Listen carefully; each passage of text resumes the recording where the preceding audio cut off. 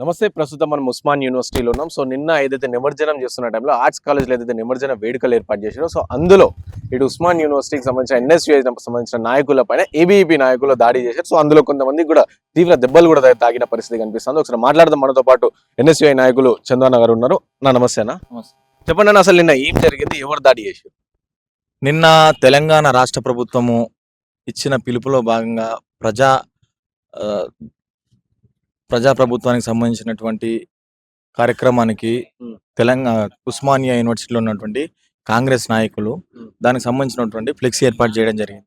Osmania university arts college కళాశాలకు నిన్న సాయంత్రం 7:30 ఆ ప్రాంతంలో ఏబీవీపీ గుండాలు వినాయక నిమజ్జనం శోభయాత్ర పేరుతో మా యొక్క ఫ్లెక్సీని చింపడం జరిగింది. అంటే ఫస్ట్ వాళ్ళు చింపడం జరిగింది. మీరు కావాలంటే ఉస్మానియా యూనివర్సిటీ ఆర్ట్స్ కాలేజీకి ఎదురుగా ఉన్నటువంటి సీసీ కెమెరాలో చెక్ చేసుకోవచ్చు. దానికి సంబంధించినటువంటి ఎవిడెన్స్ మీకు ఇస్తాను.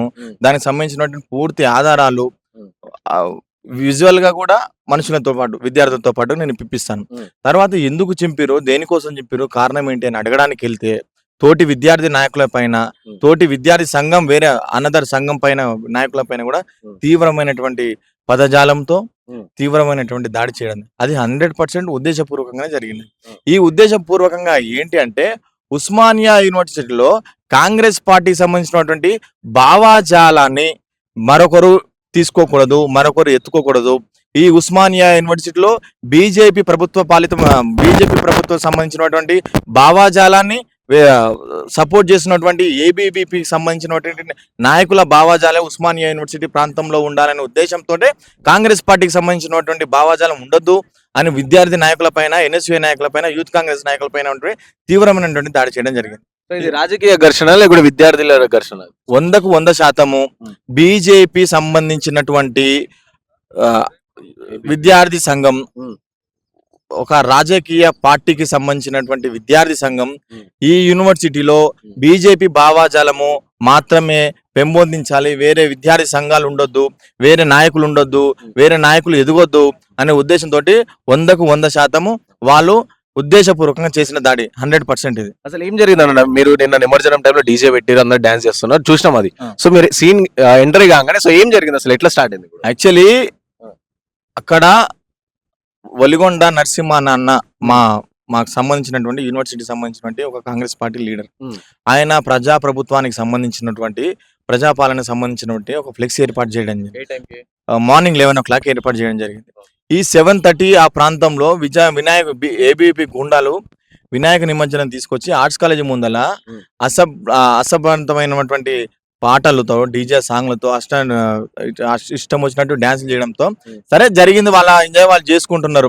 అక్కడ ఉన్నటువంటి ప్రజాప్రభుత్వానికి సంబంధించినటువంటి ఫ్లెక్సీని చింపడంతో నా కళ్ళతో నేను చూడడంతో నేను పోయి అడిగినాకనే వాళ్ళు దీనికి మనకు దాడి చేశారు. అడిగినందుకే చేశారు 100%.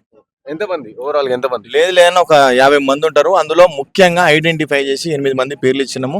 దానిపైన ఎఫ్ఐఆర్ కూడా అయింది. 307 అటెంప్ట్ టు మర్డర్ కేసు అయింది. కావాలని ఉద్దేశపూర్వకంగానే వీళ్ళందరినీ చంపాలనే ఉద్దేశంతో మా పైన దాడి చేయడం జరిగింది. వ్యక్తిగా అంటే గతంలో ఎప్పుడైనా ఘర్షణలు జరిగినా లేకపోతే మళ్ళీ ఇప్పుడే ఈ కల్చర్ అనేది స్టార్ట్ అయింది? గతంలో అప్పట్లో జరిగింది. గతంలో జార్జి రెడ్డి నుంచి మొదలు పెట్టుకుంటే బీజేపీ నాయకులు ఎన్నో రకాలైనటువంటి దాడులు చేశారు. ఒక 2 సంవత్సరాల కింద నలిగంటి చరిత అన్న రూమ్కి వెళ్ళి తగలబెట్టడం జరిగింది. ఈ అనేకమైనటువంటి వాళ్ళు ఐడెంటిఫై చేసి ఒక్కడున్నప్పుడు కొట్టడము, ఇద్దరు ఉన్నప్పుడు కొట్టడము, వానికి సంబంధం లేనప్పుడు వాళ్ళ గ్యాంగ్ ఉన్నప్పుడు కొట్టడము, వాళ్ళు చేయాల్సినటువంటి అన్ని రకాలుగా వాళ్ళు ముందే ప్రిపేర్ అయిపోయి ఉంటారు. వాళ్ళు ఆల్రెడీ వాళ్ళకి సంబంధించినటువంటి లీడర్లకు, నాయకులకు, పోలీస్ స్టేషన్లకు అన్ని చెప్పి పెట్టుకొని ఫస్ట్ దాడి చేస్తారు. వాళ్ళ ప్రీ ప్లాన్ గానే విద్యార్థి సంఘాల పైన దాడి చేయడం, విద్యార్థుల పైన దాడి చేయడం వాళ్ళకి అలవాటుగా మారిపోయింది. వాళ్ళ భావాజాలం పక్కకు పెట్టుకుంటే మా యొక్క భావాజాలాన్ని దెబ్బతీసుకుంటూ, కాంగ్రెస్ పార్టీ యొక్క భావాజాలాన్ని దెబ్బతీసుకుంటూ, జార్జి రెడ్డి భావాజాలాన్ని దెబ్బతీసుకుంటూ, కుల మత అని ఏ భావాజాలం అనేది ఉస్మానియా యూనివర్సిటీలో ఉండదు. ఓన్లీ ఏబీవీపీ భావాజాలము, మా బీజేపీ భావాజాలం మాత్రమే ఉస్మానియా యూనివర్సిటీలో ఉండాలని కక్షతోటే మాపై దాడి చేశారు. సో చూద్దాం. ఇంకోటి ఇక్కడ దాడికి గురైన నిన్న జరిగిన ఘర్షణలో కూడా శ్రీకాంత్ యాదవ్ అనే వ్యక్తి కూడా దెబ్బలాగినాయి. సో ఒకసారి మాట్లాడదాం. అన్న చెప్పండి అన్న, మీరు వెళ్ళినప్పుడు నిన్న సీన్ లోకి వెళ్ళినప్పుడు సో ఎంతమంది దాడి చేసి ఎంతమంది వచ్చారు? దాదాపు నిన్న 7:30 నుంచి 8 గంటల ప్రాంతంలో ఆ. మేము ఆర్ట్స్ కాలేజ్ దగ్గరికి వెళ్ళడం జరిగింది.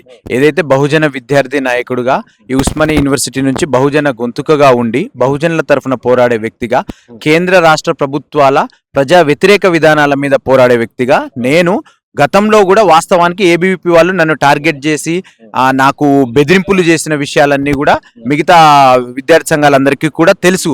నేను పలుమార్లు ఏబీవీపీ నాయకులు వేరే సెంట్రల్ యూనివర్సిటీస్ లో వేరే విద్యార్థి సంఘాల మీద దాడి జరిగినప్పుడు నేను సోషల్ మీడియా వేదికగా ఏబీవీపీ గూండాల దాడులను మేము తీవ్రంగా ఖండిస్తున్నామని నేను పోస్టులు పెట్టినప్పుడు కూడా నాకు బెదిరింపులు వారి దగ్గర నుంచి వచ్చినాయి. వీటినన్నిటిని కూడా మనసులో పెట్టుకొని నిన్న సాయంత్రం నేను ఆర్ట్స్ కాలేజ్ దగ్గరికి వెళ్ళినప్పుడు దాదాపు ఒక 30 నుంచి 40 మంది వరకు వాళ్ళందరూ కూడా మద్యం మత్తులో ఉండి ఆర్ట్స్ కాలేజ్ ఉస్మానియా యూనివర్సిటీలో ఒక విధమైన అకాడమిక్ వాతావరణాన్ని నాశనం చేస్తూ డీజేలు పెట్టి ఒక అశ్లీల సంస్కృతిని ఉస్మానియా యూనివర్సిటీకి పరిచయం చేస్తున్నటువంటి ఏబీవీపీ నాయకులు ఎవరైతే ఉన్నారో వీళ్ళందరూ కూడా మద్యం మత్తులో ఉండి నా మీద మూకుమ్మడిగా 30 నుంచి 40 మంది దాడి చేయడం జరిగింది. ఏ విధమైన కారణము లేకుండా అక్కడున్న సీసీ కెమెరాలు చర్చకి ఏబీవీపీ నాయకులు సిద్ధమైతే అక్కడున్న సీసీ కెమెరాలు పోలీసుల సమక్షంలోనే, లా అండ్ ఆర్డర్ సమక్షంలోనే అక్కడున్న సీసీ ఫుటేజ్లన్నీ చూద్దాము. ఎవరి మీద దాడి చేసిర్రు, ఎవరు ఏ విధంగా ప్రవర్తించిర్రు, మద్యం మత్తులో డీజే పాటలు అశ్లీల పాటలు పెట్టుకొని ఊగిపోయిన నాయకులు ఎవరి మీదికి ఎవరి ప్రోద్బలంతో ఎవరి మీదికి రెచ్చిపోయి దాడి చేసిరు అనే విషయాన్ని మనము సీసీ ఫుటేజ్లలో చూస్తే చాలా స్పష్టంగా తెలుస్తుంది. ఇప్పుడేదో కొన్ని రకాల రూమర్లు క్రియేట్ చేసి ఇంకేదో క్రియేట్ చేసినంత మాత్రాన వాస్తవాలు ఎప్పుడూ కూడా దాగిపోవు. సీసీ ఫుటేజ్ చూడొచ్చు మనం. వీళ్ళు అత్యంత దుర్మార్గంగా ఏబీవీపీ నాయకులు ఎవరైతే ఉన్నారో వీళ్ళు ఒక ఎస్ఐ సబ్ ఇన్స్పెక్టర్ కాశీ గారి మీద దాడి చేస్తే ఆయన రైట్ సైడ్ హ్యాండ్ మొత్తం కూడా ఫ్రాక్చర్ అయ్యి అతని 2 వేళ్ళు కూడా దెబ్బతిన్న పరిస్థితి ఉన్నది. ఆయన నిన్న మాతో పాటు ఆయన కూడా గాంధీ హాస్పిటల్కి వచ్చి ట్రీట్మెంట్ తీసుకున్న పరిస్థితి ఉన్నది. ఇంత విచక్షణ రహితంగా సో ఇట్లా కొట్లాడే పరిస్థితి ఎందుకు ఏర్పడి, అంటే మిమ్మల్ని అంటే ఒక విద్యార్థి నాయకులు కాబట్టి సో మీ పైన దాడి చేశారు అనుకో, సో అటు పోలీస్ అధికారుల పైన కూడా సో దాడికి అంటే ఏ విధంగా, అంటే ఎందుకు ఇంతగానో మా మీద జరుగుతున్న దాడులు ఏవంటే మేము కేంద్ర ప్రభుత్వాన్ని ప్రశ్నిస్తున్నప్పుడు ప్రశ్నని జీర్ణించుకోలేని బీజేపీకి తొత్తులుగా ఉన్నటువంటి ఏబీవీపీ నాయకులు గుండాలు ఎవరైతే ఉన్నారో వీరు మా మీద దాడి చేసిర్రు. ఈ విషయాన్ని పక్కన పెడితే మద్యం మత్తులో ఉండి ఎవరి మీద దాడి చేస్తున్నాం, ఎవరున్నారు, ఎవరి మీద మనం చేతులేస్తున్నాం అనే విచక్షణ జ్ఞానాన్ని కోల్పోయి వీళ్ళందరూ కూడా సబ్ ఇన్స్పెక్టర్ కాశీ గారి మీద కూడా దాడి చేయడం జరిగింది. కావంటే మీరు సీసీ ఫుటేజ్లు చూసుకోవచ్చు. ఇప్పుడు విద్యార్థి సంఘాల నాయకుల మీద ఒక విధమైన సబ్జెక్టు పరమైనో లేకపోతే ఇంకా వేరే పదమైన విమర్శలో ఇంకేవో ఉన్నప్పుడు ఆ విమర్శల్ని స్వీకరించలేని మీరు మా మీద దాడి చేసి, కానీ ఎస్ఐ కాశీ గారి మీద ఎందుకు దాడి చేసిరు మీరు చెప్పవలసిన అవసరం ఉన్నది. ఇది మొత్తానికి కూడా ఉస్మానియా యూనివర్సిటీలో లా అండ్ ఆర్డర్ ఫెయిల్ అయిపోయి లా అండ్ ఆర్డర్ మొత్తం కూడా ప్రశ్నార్థకం అయిపోయి ఉన్న పరిస్థితి ఉన్నది.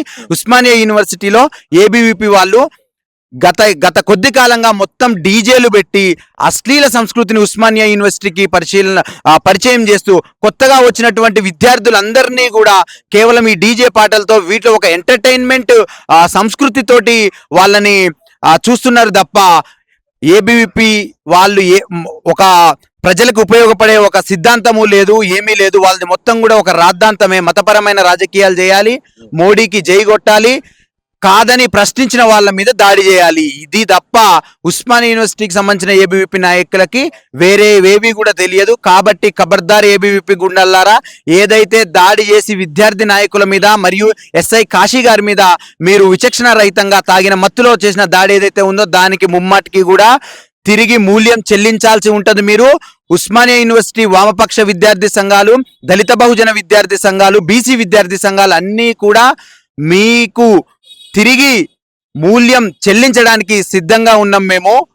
కాబట్టి ఇప్పటికైనా సరే మీరు దాడులు మానేసి క్షమాపణ చెప్పాలి అని చెప్పి మేము డిమాండ్ చేస్తా ఉన్నాం. సో ఇటు పోలీస్ అధికారి పైన దాడి కావచ్చు, సో పోలీస్ అధికారులు దీని కేసుని ఏ విధంగా చూస్తున్నారు, అలాగే మేనేజ్మెంట్ అంటే యూనివర్సిటీ సంబంధించిన వైస్ ఛాన్సలర్ కావచ్చు, ప్రొఫెసర్ కావచ్చు, ప్రిన్సిపల్ కావచ్చు, సో వీళ్ళ దీనిపైన మనం స్పందించడం జరిగింది.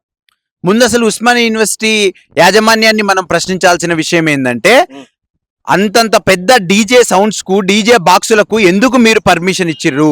అసలు ఎందుకు పర్మిషన్ ఇచ్చిర్రు? ఆర్ట్స్ కాలేజ్ ముందు అశ్లీలమైన సినిమా పాటలతోటి జరుగుతున్నటువంటి డీజేలో ఉస్మానియా యూనివర్సిటీ అకాడమిక్ వాతావరణాన్ని దెబ్బతీసే విధంగా ఉన్నది కాబట్టి మీరెందుకు పర్మిషన్ ఇచ్చిర్రు, అసలు ఎందుకు పర్మిషన్ ఇస్తున్నారు అనే విషయాన్ని ఒకసారి ఉస్మానియా అధికారులు అవగతం చేసుకోవాలి. మరియు పోలీస్ అధికారుల అందరి దృష్టికి మేము తీసుకెళ్లడం జరిగింది. మాకు ఏవైతే గాయాలైనాయో ఈ గాయాలన్నింటినీ కూడా ఎమ్మెల్సీ మెడికల్ లీగల్ సర్టిఫికేట్ రూపంలో పోలీసుల ముందు ఉంచడం జరిగింది. పోలీసులు ముమ్మాటికి కూడా వారిపై అటెంప్ట్ టు మర్డర్ కింద కేసులు బుక్ చేసి ల్యాండ్ ఆర్డర్ ని బ్రతికించి ఉస్మానియా యూనివర్సిటీలో ఉన్నటువంటి విద్యార్థులందరికీ కూడా అండగా నిలబడి మనోధైర్యాన్ని కల్పించాలని చెప్పి కూడా మేము పోలీస్ డిపార్ట్మెంట్ వారిని కోరుతా ఉన్నాం. సో విన్నారు కదా, ఇది ఉస్మానియా యూనివర్సిటీలో నిన్న జరిగిన పరిస్థితి. సో నిన్న ఏదైతే నిమజ్జనం సమయంలో సో వీళ్ళు వెళ్తున్న టైంలో ఫ్లెక్సీల మధ్య రగడ, ఇది రాజకీయ రగడగా మారి సో కంప్లీట్ ఇటు విద్యార్థుల నాయకుల పైన కావచ్చు, లేకుంటే ఇటు పోలీస్ అధికారుల పైన కావచ్చు, వాళ్ళ పైన కూడా విచక్షణ రహితంగా సో దాడి చేసిన పరిస్థితి కనిపిస్తుంది. సో చూద్దాం ఈ కేసులో ఇంకా ఏమవుతుందో. వీడియో జర్నలిస్ట్ సాయితో Rana reporting for Vahini TV from Hyderabad.